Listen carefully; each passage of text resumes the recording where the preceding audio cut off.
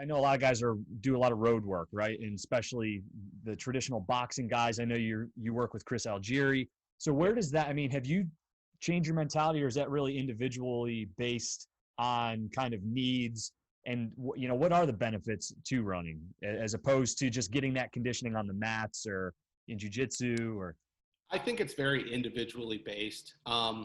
It's part of boxing. I mean, that's just the thing. It's part of that boxing mentality.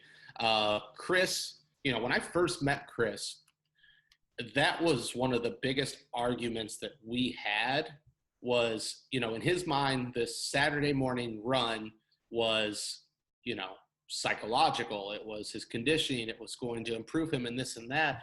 And we noticed on Mondays how lethargic he was and how much time he spent redlining during that long distance run. And so that was one of the things that we really had to change. Like, will I ever say that there's not a need for that aerobic component? No, but I will say working those anaerobic bouts of conditioning are definitely going to carry over into the aerobic system.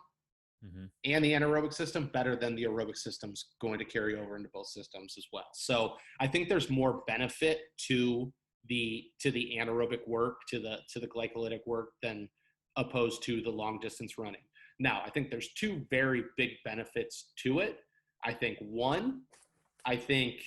the weight management aspect of it. I think this is a good way for some of these fighters to not, the smaller fighters to not bang up the body too well and to be able to maintain a certain level of weight and those kind of things.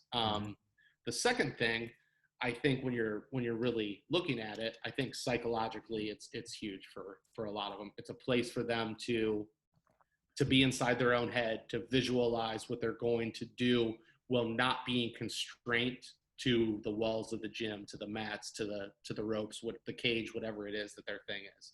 And I think being able to get out of that environment and still be able to do something, productive, quote unquote, I think is a big thing for them psychologically. So it's not something that I would ever completely remove from a program if I didn't have to, but it's something I would definitely modify, and definitely things that I would remove maybe on a more acute or weekly basis if we did need our energy dedicated towards somewhere else. Yeah.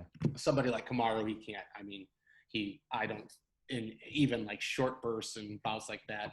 I mean, Kamaru and myself, we've been, I don't even know, 12 camps, 13 camps, whatever his UFC run is. I mean, we started working together right before his first UFC fight.